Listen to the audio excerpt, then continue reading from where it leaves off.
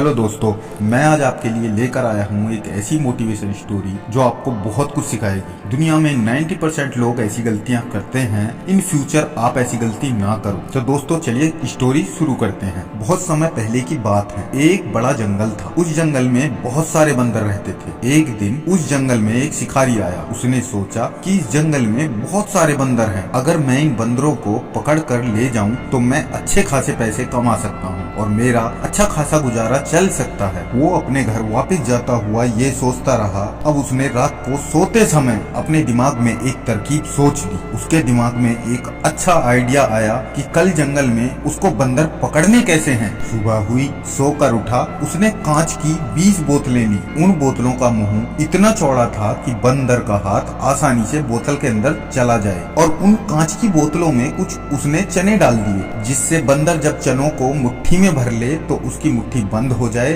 और उसका हाथ बोतल के अंदर ही फंस जाए। अब वो अपनी बोतल लेकर जंगल की तरफ चला गया और उसने अपनी वो 20 बोतलें पेड़ों में रस्सी बांधकर रख दी और जाकर छुप गया। इंतजार करने लगा बंदरों के आने का। और जैसे चने के लालच में बंदर वहां पर आए और उन्होंने अपने अपने हाथ बोतलों के अंदर डाले और डालने के बाद जैसे बंदर ने बोतल में पड़े हुए चने अपनी मुट्ठी में भर लिए, मुट्ठी बंद कर ली, तो उनका हाथ बोतल के अंदर ही फंसा रह गया। शिकारी का आइडिया अच्छा था। वो उसका आइडिया काम कर गया और वो पहले दिन 20 बंदर को लेकर चला गया। उसने बंदरों को बेच दिया। कई दिनों तक ऐसे ही करता रहा। अब उसने अपनी बोतलों की संख्या कुछ बढ़ा दी। अब वो रोज जाता और बंदर पकड़ता और बेच देता। अब कुछ दिनों बाद ही जंगल में बंदरों की संख्या घटने लगी। जंगल में बंदरों की संख्या कम होते हुए देखकर एक दिन बंदरों के सरदार को चिंता हुई। तो बंदरों का सरदार एक साधु के पास गया और उस साधु से बोला कि साधु बाबा,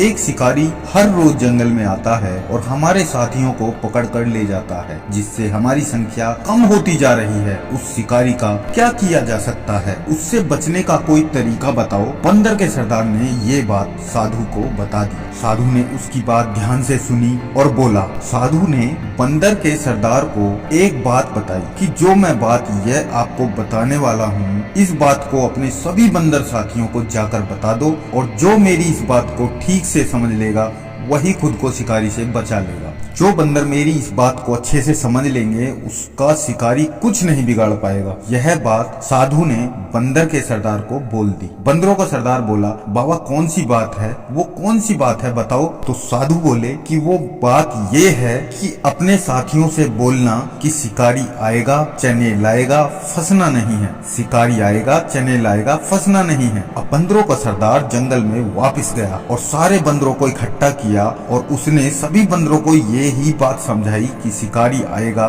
चने लाएगा, फंसना नहीं है। सभी बंदरों ने ये बात याद कर ली। शिकारी आएगा, चने लाएगा, फंसना नहीं है। अब अगले दिन जैसे ही शिकारी फिर आया, सारे बंदरों ने वो ही बात बोलना शुरू कर दी कि शिकारी आएगा, चने लाएगा, फंसना नहीं है। सभी बंदरों की ये बात सुनकर शिकारी परेशान हो गया और सोचने लगा, ये बंदरों को क्या हो गया? मेरा तो काम ही बंद हो जाएगा। अगर बंदर इतना समझदार हो गए तो बंदर चिल्लाते रहे, शिकारी आएगा, चने लाएगा, फंसना नहीं है। अब उस दिन शिकारी खाली हाथ लौट गया और फिर अगले दिन वही हुआ। शिकारी आया, बंदरों ने शोर मचाना फिर शुरू कर दिया कि शिकारी आएगा, चने लाएगा, फंसना नहीं है। शिकारी परेशान होकर फिर वापस चला गया। अब शिकारी भी कुछ दिनों तक परेशान होता रहा तो वो शिकारी भी उसी साधु के पास चला गया। उसने भी अपनी सारी बात उस साधु को बताई और बोला कि इस तरह से बंदर अपनी एकता बनाकर बैठे हैं कि मेरा सारा काम धंधा बंद हो गया। साधु ने उसको सलाह दी और कहा कि बेटा तुम अपने कर्म करो, अपने कर्म से पीछे मत हटो। जो तुम्हारा काम है वह करो, जो तुम्हारे नसीब में है वह तुमको अपने आप मिल जाएगा। बस तुम अपना काम निरंतर जारी रख। शिकारी अगले दिन पूरे जोश के साथ गया और उसने जाकर बोतल पेड़ से बांध दी और बंदर फंसने का इंतजार करने लगा। तो कुछ टाइम बाद उनमें से कुछ बंदर ये कहते हुए बोतलों की तरफ बढ़ने लगे कि शिकारी आएगा, चने लाएगा, फंसना नहीं है। और बंदरों ने यह बात बोलते हुए अपने हाथ बोतलों के अंदर डाल दिए, फिर से फंस गए, ये कहते हुए कि शिकारी आएगा, चने लाएगा, फंसना नहीं है। बंदरों ने फिर फिर से चने मुट्ठी में भर लिए और अपना हाथ अंदर बोतल में फंसा लिया। शिकारी ने फिर से बंदर पकड़ लिए और शिकारी ने अपना काम निरंतर जारी रखा। जो बंदर समझदार थे वो समझ गए और फिर कभी उस शिकारी के हाथ नहीं आए। लेकिन जो बंदर सिर्फ शब्दों को रटते रहे, उन शब्दों को कभी समझने की कोशिश नहीं की, वो बंदर फिर उस मुट्ठी भर चने के लिए फंस गए। अब वही बंदर जो एक मुट्ठी चने के लालच में फंसे हुए थे, वह गांव-गांव जाकर बच्चों का मनोरंजन करते, कलाबाजी दिखाते।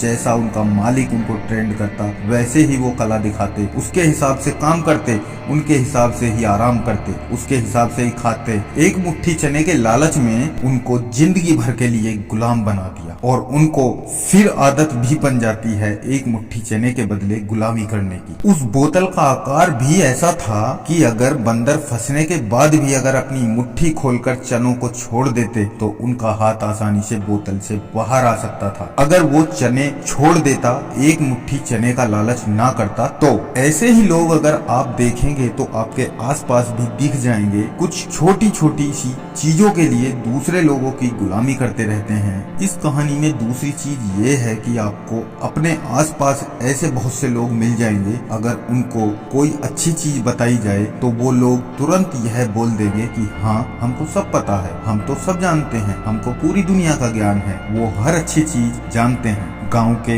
या शहर के चबूतरों पर बैठकर पूरी दुनिया की बात करते हैं कि अमेरिका के राष्ट्रपति को ऐसा करना चाहिए था, रूस के राष्ट्रपति को वैसा करना चाहिए था। बस सब कुछ जानते हैं, लेकिन अभी कभी भी उन लोगों ने अपनी लाइफ में उन चीजों को अप्लाई नहीं करते और अपनी फैमिली के ऊपर एक बोझ की तरह पड़े रहते हैं और अपनी लाइफ में कुछ ना करने का सोचा हुआ है। सीखने वाली चीज ये है कि हम कभी भी कोई अच्छी पुस्तक पढ़ें या कोई धार्मिक ग्रंथ पढ़ें, किसी कामयाब इंसान से हमको कुछ सीखने को मिले या फिर हम कोई पुस्तक पढ़ें या एक पेज पढ़ें, तो हम उस चीज को सिर्फ रटे नहीं, हमको उनसे कुछ सीखना चाहिए। वह चीज केवल हमारे शब्दों में नहीं होनी चाहिए, हमारे शब्दों में नहीं दिखनी चाहिए, हमारे चरित्र और हमारे स्वभाव में भी दिखनी चाहिए। उन शब्दों को हम गहराई से समझें, उनका मतलब समझें और उनको अपनी लाइफ में ऐड करें। हमको वो बात केवल रटनी नहीं चाहिए, हमको वो चीज अपने एक्शन में लानी चाहिए। उस बात का मतलब समझना चाहिए, उन शब्दों को समझना चाहिए, ना कि हमको इन बंदरों की तरह होना चाहिए। एक चीज और है कि हम जैसा बोलते हैं हमको वैसा करना भी चाहिए। ऐसा नहीं है कि हमारे शब्दों में कुछ और है और हम करते कुछ और हैं, हम बोलते कुछ और हैं और करते कुछ और हैं। एक बात हमेशा याद रखना,